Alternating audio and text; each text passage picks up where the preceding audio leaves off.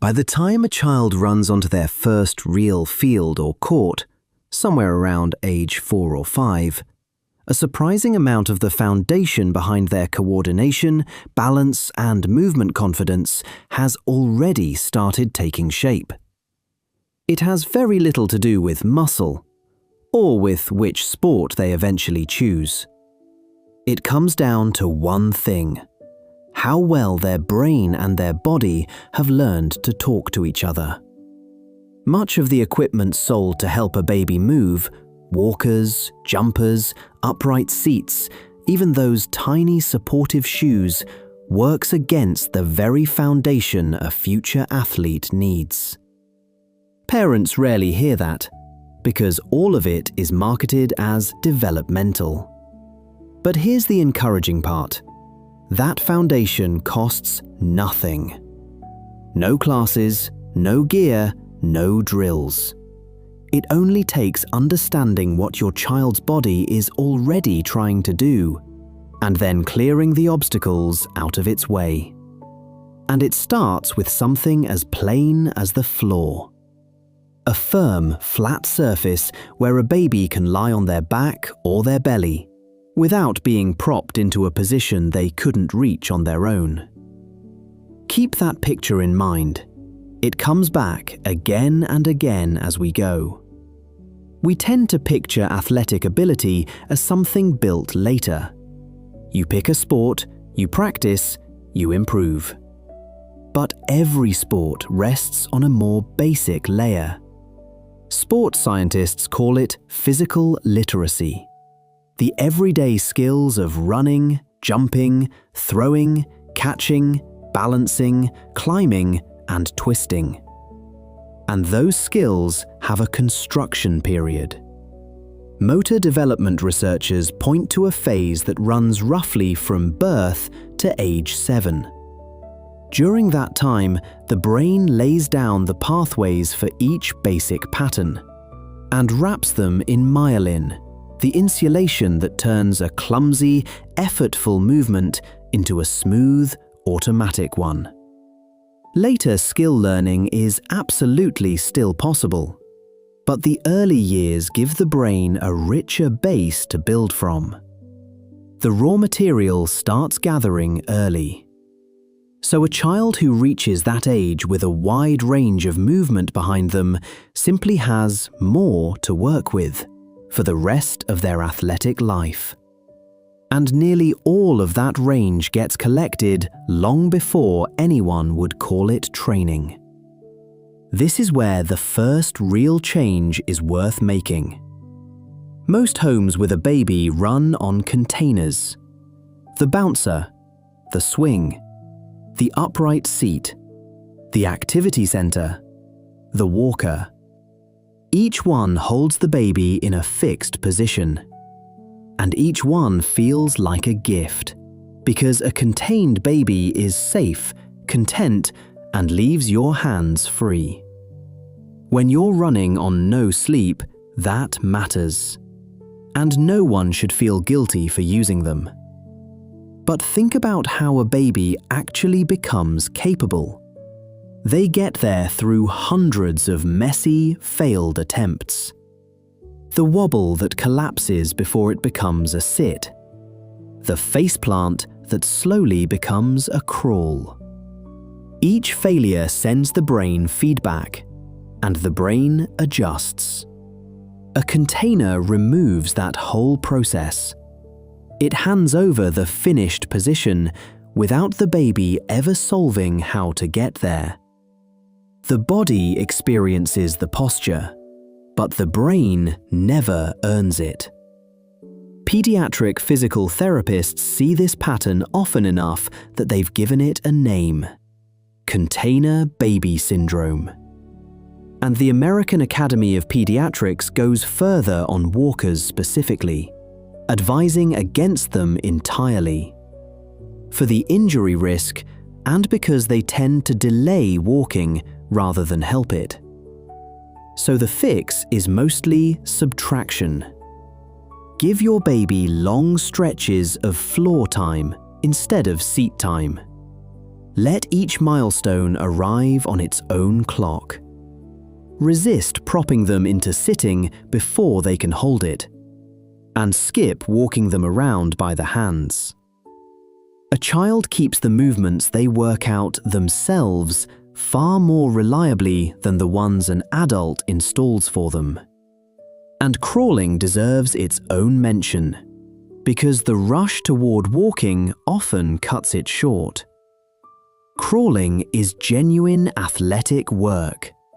The baby carries their own weight through the hands and shoulders, building the stability that later becomes throwing, catching, and catching themselves mid-fall. It pairs opposite arm with opposite leg, so the two sides of the body learn to work together. There's no reason to hurry past it. Now, a system most parents never think about, mostly because you can't watch it work. Inside the inner ear sits the vestibular system, the body's sense of balance and motion. It tracks which way is up, how fast the body is moving, whether it's tilting or spinning or speeding up. Every pivot, every landing, every quick change of direction, they all depend on it. And it develops through one thing: motion, in lots of different forms.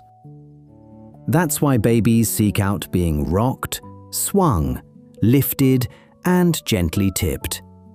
Those movements soothe them, and at the same time, they feed the system the input it needs to mature. So be deliberate about variety of motion. Carry your baby in different positions through the day, rather than always upright on the same hip. Rock them, sway them, lift them up and down. And as they grow, treat a swing as real balance training. Roll them down a soft grassy slope, spin them slowly, lift them overhead, tip them upside down with a secure hold.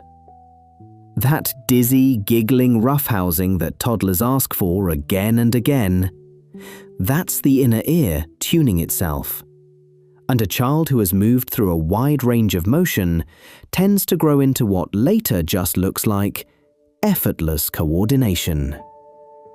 The next one cuts straight against the urge to buy those adorable miniature sneakers. A child's foot is doing two jobs at once. It carries weight and it reads the ground. It's packed with nerve endings, reporting texture, slope, and firmness back to the brain. And that stream of information is a big part of how balance gets built. A stiff, heavily cushioned shoe muffles that signal, and it does the foot's work for it. So the small muscles inside never get the chance to grow strong.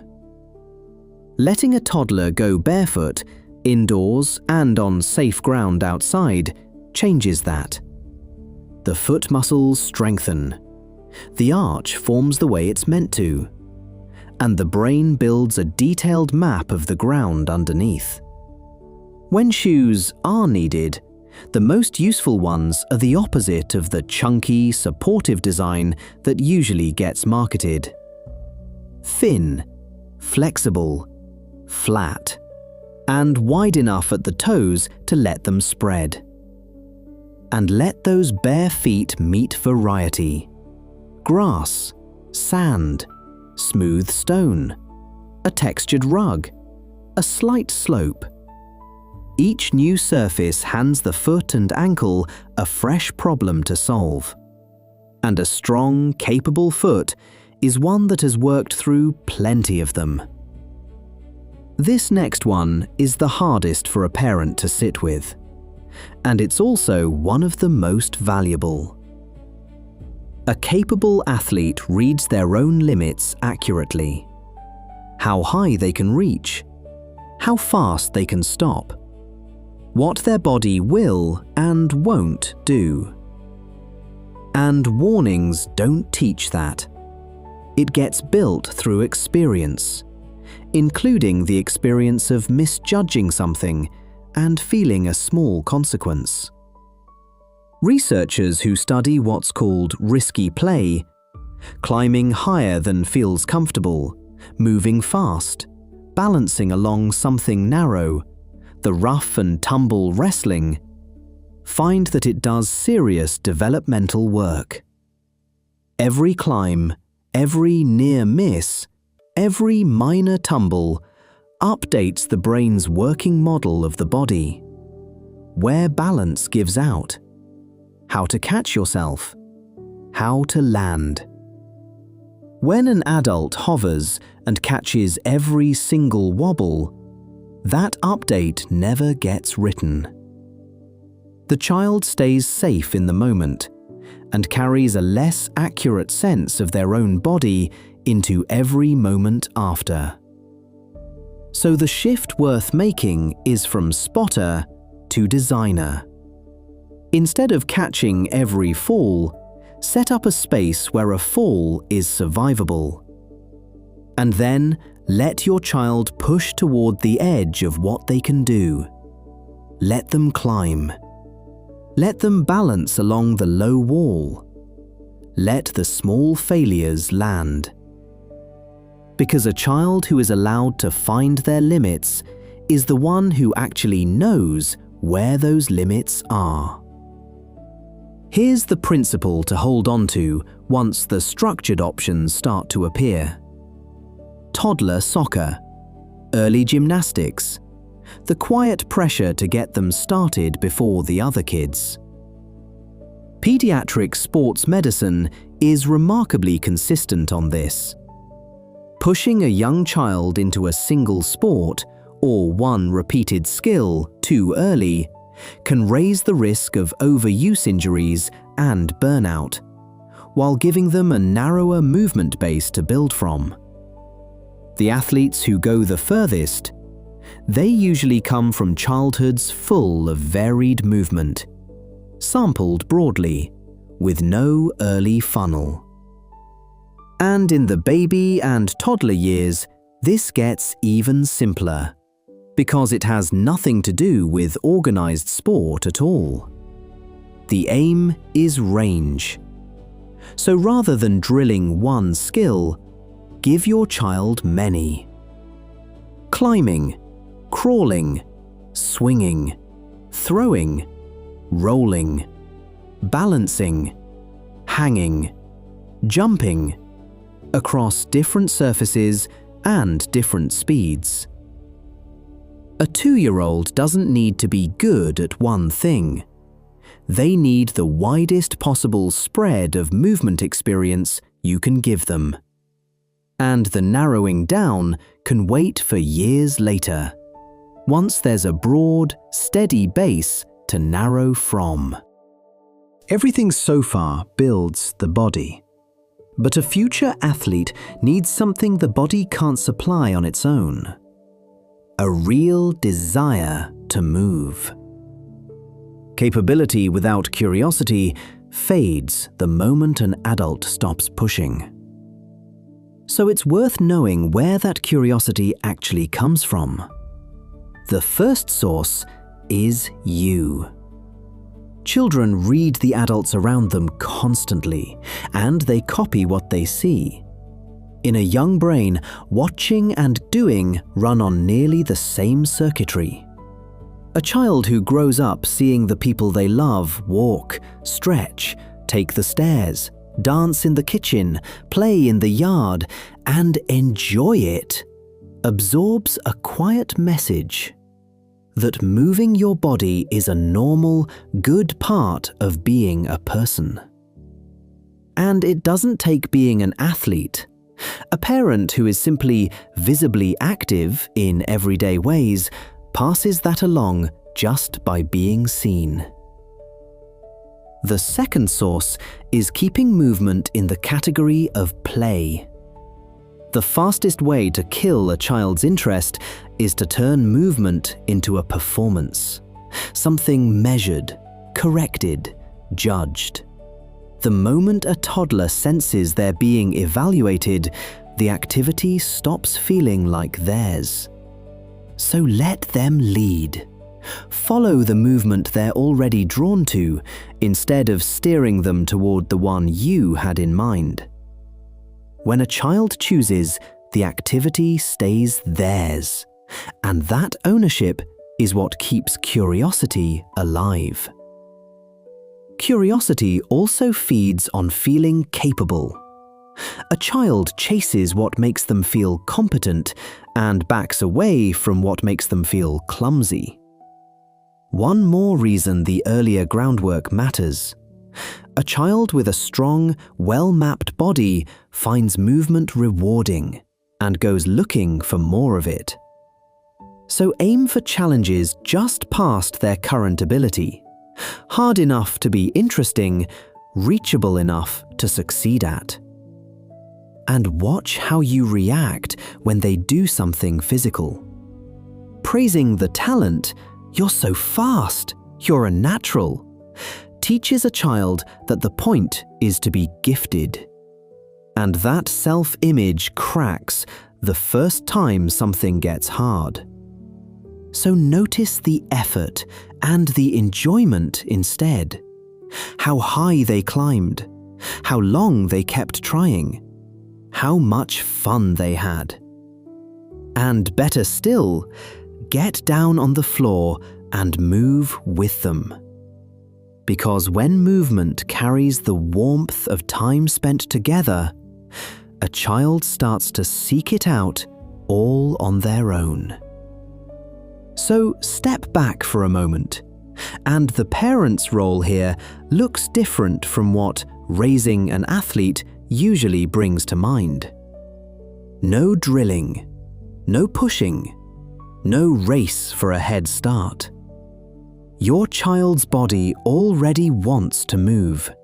That drive is built in from the very first day. What the years ahead really ask of you is closer to designing an environment and then getting out of the way. Floor time instead of the container. Bare feet instead of stiff shoes. Plenty of motion. A wide range of movement rather than one repeated skill. Room to find their own edges without a hand catching every fall.